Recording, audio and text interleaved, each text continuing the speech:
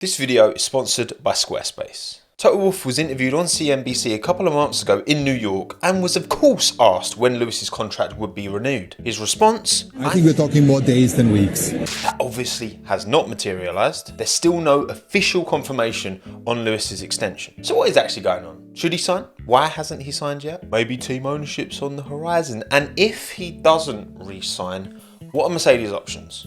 Let's talk about it. Now, is it particularly out of the ordinary for Toto and Lewis to take their time on contract extensions? No. This current deal he's on is the 5th since he's joined Mercedes in 2013. That's 10 years ago. You do the math. It's kind of one every 2 years. I mean, in 2020, he didn't get his extension signed all year, even though it was a very successful year for him, only getting a 1-year extension agreed on the 8th of Feb 2021, 1 month before pre-season tested started on the 12th of March. Now look, given the brand of Lewis Hamilton, right, this should be of no surprise. He is arguably the most influential Formula 1 driver there has ever been. 34 million Instagram followers, deep set brand relationships with Monster, Tommy Hilfiger, IWC, etc, etc. Also what of course his working class background and his ethnicity represent within motorsport. I can't be surprised that this is a long, complicated process, right? Because Lewis knows his value and deserves to be well compensated for it, but at the same time Mercedes do not have an infinite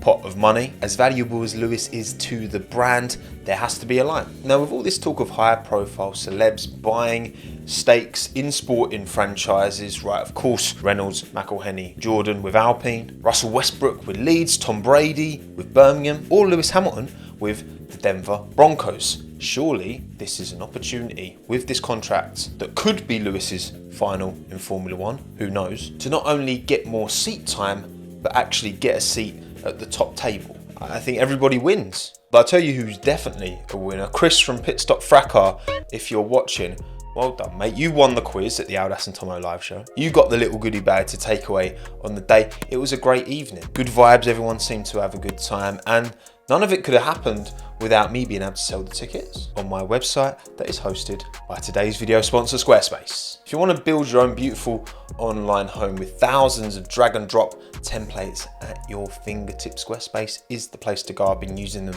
for years. I could not recommend them more highly. No coding knowledge needed and completely free to try. It's only when you want to put your finished website live to the world that you have to pay anything. And when that time inevitably comes around, because of course it will, head to squarespace.com/TommoF1 to get 10% off your first website or domain.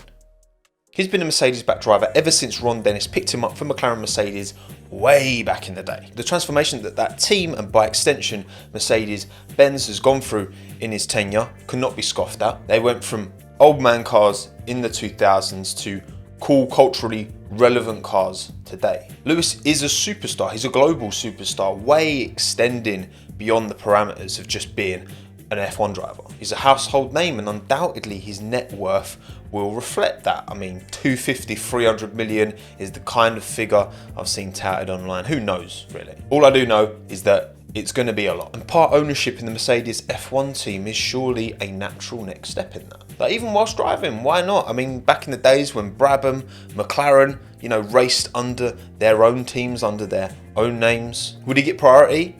Yeah, because he's the boss, but also he is Lewis Hamilton, so he's probably going to be good enough most of the time to deserve priority. Because what this does as well, not only extending his contract while he's within the sport, but when he does eventually retire, which that day will come, it keeps Lewis's presence, his stock, his influence within the sport. Lewis is clearly invested in the future of motorsport. Look at all his work with the Hamilton Commission to better understand why things are the way they are in terms of demographics, in terms of representation in this sport, where it needs to get to. He's done the learning, he's been prepared to put the effort in, but that's not an immediate return. That will take time, and I think Lewis is invested, sticking around motorsport, sticking around F1 to see his good work come to fruition. Now currently, Mercedes F1 team appears to spread its ownership over 3 separate parties. There might be some minority stakeholders in there somewhere, but it's 3 main ones. A third is owned by Mercedes-Benz Group, another third is owned by Jim Ratcliffe and the Ineos Group, and the final third is owned, of course, by Toto Wolff. Because on top of all the previous reasons I've suggested, I also think this is a shrewd business investment, because F1 stocks are going up. I know this season has been a bit dull, but we have been spoiled, I think, over the last few years. This isn't that out of the ordinary. I think it will be a lot better next year, and I think the sport will continue to grow. For example, according to Forbes, the agreement back in 2021 that Sauber had to sell their team to Andretti, which of course never came to fruition, was valued at about $350 million for that team. And then 15 months later, Sauber did agree the sale of their team to Audi in a deal worth $650 million. It had almost doubled in 15 months for the same team. A middle of the range team like Alpine, they're thought to be valued at about the $1.4 billion mark, and Mercedes 3.8 billion just behind Ferrari. That makes Toto a billionaire in terms of asset value, at least, not cash of course. So say Lewis wanted to buy 1% of the Mercedes F1 team, that would work out at about $38 million. And with Lewis's net worth rumoured to be $250 to $300 million, there's almost certainly a deal to be done there, because you cannot tell me that a significant chunk of that 3.8 billion price tag is because you're getting Lewis Hamilton as well. Pluck him out of that team today and that valuation 100% drops. I would love to see Lewis use that position of power to get some kind of shares within that team, maybe get a slight discount price, get everyone else to dissolve their shares a little bit. I think both parties need each other pretty equally, right? Realistically, Mercedes feel like they're probably going to be Lewis's best chance. Okay, maybe Aston Martin are a bit more pace, but Lewis is so bedded in at that team that the whole change of moving to another team, I don't think it'd be worth leaving. And Mercedes have a Lewis Hamilton who is, I mean, he's pretty exceptional this season. I can't think of too many things he's done wrong really in a Mercedes that has completely changed its side pod philosophy mid-season finally, and both drivers are clearly struggling with. But look, maybe they can't get this deal across the line. There's been delays and you'd think that is for a reason, and Mercedes did caught a bit short when Rosberg decided to leave after winning in 2016. They had to pay $10 million in the end to Williams for the services of Valtteri Bottas. So let's get ahead this time round. Let's check out the options. I asked you a lot on the YouTube community page. These are the most suggested names. Frederik Vesti is the most senior of the Mercedes junior pile, at least without F1 experience, because Mick Schumacher is there of course. His F2 title challenge is looking very strong. It was a big mistake from P2 on his outlap at Spa, which has dropped him behind Porsche now, but Vesti's been super consistent across the course of the season. He's got a great Prema car underneath him. I think given the opportunity, could Vesti become a very talented, solid Formula 1 driver? I think he could. But has he shown any more than a Callum Ilott, Felipe Drogovic, Liam Lawson? Not really. I think a jump to Mercedes is way too big a jump for Fred. Maybe if he'd set F2, F3, all that alike like Piastri did, but he didn't. I think that's too much of a risk. It's a lower seat that's his best chance. Maybe a Williams if Sargent really doesn't come good. It is hard for me to see Vesti getting into an F1 seat, even if Lewis does leave, but who knows. Mick Schumacher has been linked with Williams numerous times this year to replace Logan Sargent, which again I think would be too much. Logan will get this season. Will he get next season? I think Val's has seen just about enough in him, but we know Toto is pushing for this move. However, obviously if Lewis was to leave, they've got Mick Schumacher there now. He is the reserve, he's got F1 experience, and he would slot in as a comfortable number 2 to George Russell as far as I'm concerned. I do think we'd see a significant gap, kind of what we see between Verstappen Perez, between Alonso Stroll, that kind of territory. But perhaps a clear 1-2 dynamic is what Mercedes do want. Toto's talked about this in the past. George can take on the role of Lewis and Mick can take on the role of Valtteri. Problem for Mick is that he never really showcased that consistency, and Valtteri was very consistent in that Mercedes, never missed a Q3 in 5 seasons there, right? Whereas Mick had a couple of ups in Austria and Britain last year, but far too many downs. So do I think he's ready for a Mercedes seat, even to be a number 2? I don't. Sorry, fella. Nico's super impressive results in that Haas as of late have obviously put his stock levels right up to where they should have been in the first place. I'm sorry, I've always been a Hulkenberg defender. 50% Q3 rate, 9-3 in head-to-head qualifying versus Magnussen. It's been convincing. He's got 9 points, the 11 that Haas have this year.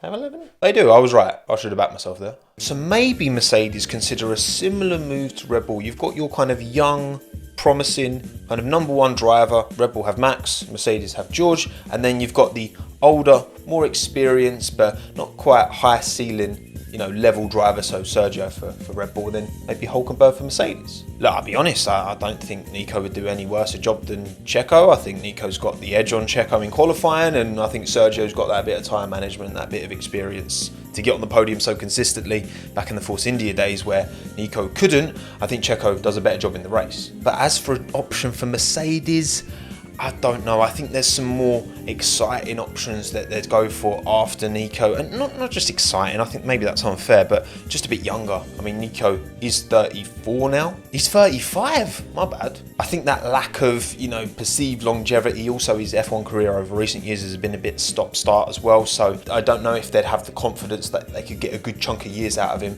if there's a more exciting younger driver who could be more of a long-term option available. If Danny Ric doesn't get the call up for Red Bull in 2024, could a Lewis-less Mercedes open the door for him? Daniel and George have a fantastic relationship off track that gives some serious good vibes. I'd love to see them two in a team together. And you could argue that Mercedes seat is an even better shot for Ricciardo than the Red Bull seat, because the Red Bull seat's always going to have Max in it. If he goes to Mercedes, he's got his own team, different car to Max, and there's maybe potential for a fight. Maybe he could assert himself as a number one over George in that Mercedes team as well, because Ricciardo, he's had a much longer career than George, of course. Ricciardo's proven peaks are higher than George's proven peaks for sure. Plus the commercial factor as well. You're losing the most commercially viable driver out there in Lewis Hamilton. He's a global megastar, but then you're replacing him. Daniel's right there. It's huge in the States. He's got a massive brand. That would be very, very valuable to Mercedes to have Ricciardo in that seat, and is part of the reason why I don't think Red Bull afford to pass up the opportunity of keeping him in that second seat for too much longer. Not in AlphaTauri, man. Did you see how much F1 lost their mind when Ricciardo came back to F1? They posted about 15,000 tweets about Daniel Ricciardo and didn't post once about Nick de Vries, poor lad. I like this one, He's obviously that bit older and the same issues with Hulkenberg. I think you'd go with Ricciardo over Hulkenberg if you were Mercedes. Ocon is a really interesting one, isn't he? Because he was part of Mercedes. Remember when he took that year off in 2019? He was reserve at Mercedes before he got that move to Renault in 2020. Toto was his manager as well. So there's clearly not only a good relationship there, but there's belief from Toto's point of view that this kid's got minerals. I think Esteban's chronically underrated. I think in a top car, he'd do a great job. The issue is the problem here. Him and George both have, unfortunately, a bit of a reputation for not being the best teammates. We've already talked about this with Esteban. And look, George and Lewis, they're coming together, right? Whether it's in Spain, whether it was him kind of blocking Lewis at Spa, you can only, explain that as miscommunication so many times. Toto didn't like the Hamilton-Rosberg blowing up vibes back then, right? I think putting Russell and Ocon in seats together as teammates is asking for trouble, especially as I think their level is very close to each other as well. Just like Hamilton and Rosberg, just neither of them are as good as them two. This is a firm no from me, but 8% of you in the poll endorsed this one. So some of you believe, but for me, this is just asking for trouble. Sorry, Esteban. Charles was heavily linked to Mercedes earlier this year, and I can't imagine those rumours have come from nothing. I'm sure discussions have gone on. You don't have one of your two drivers contracted Mercedes. You have to be talking to other people to at least cover your ass just in case. 18% of you believe there is legs to this one. Leclerc ex-Russell at Mercedes. That would be mad. I cannot picture Charles in any overalls other than Ferrari. I can't even picture him in Sauber overalls anymore. Look, he's one of the best drivers on the grid. No question, okay? Charles' talent over a lap in particular is bare for all to see. 2019, he was phenomenal in that illegal Ferrari. Him and George have a long-standing relationship, and if things got a little bit ticky, I think they'd be able to keep a lid on it then too. However, there wouldn't be a clear number one. I think George and Leclerc, similarly dominant F2 seasons, right? George had to do 3 years in a Williams, Leclerc only had to do 1 in a rubbish Alfa Romeo, but then Charles been put through the mill at Ferrari. Look, this is always the thing with Charles, right? If he leaves and Ferrari comes good, that would break his heart. And can he risk leaving Ferrari? Ferrari's the team that he wanted to get to. It's the team. It will mean so much more to him to win a championship at Ferrari than it would anywhere else. To stay at Ferrari and have a chance of winning a title versus leaving and still only having a chance at a title, I don't think Charles going to leave. Alexander Albon, the absolute geezer. He's having a stonking season this year in the Williams, and Mercedes power unit, there is a connection there. He's been able to recover his plummeting stock price in 2020. I told you lot he wasn't washed. I told you lot he was good. And now the rest of the world can see it, and that is a great feeling. 33% of you are backing Albon, Russell, Mercedes. Huge chunk. And the most liked of all of the comments from Slim Shady, the most obvious would be Albon and Russell. Great working relationship, close friends. Both driving at a top level, but realistically, I do think, George has got that little bit more to give from what we've been able to see anyway. But then again, Alex was Rookie of the Year in 2019, which everyone forgets, and I like to remind you all, of course. But then George was in a shocking Williams, which would have taught him a lot, right, and build a lot of character. Not very straightforward careers, I guess, especially George, expecting this great Williams and jumps into that absolute barge that was last year's Mercedes. I think you'd have George edge out Alex, but they'd be close enough that Alex can be a consistent, number two, and occasionally get those wins, right? We'll see. I think he should be right up there on the Christmas list if Lewis doesn't resign. And I'd much rather see him go to Mercedes than back to Red Bull, for sure. Please never again. Don't do it to him, Max.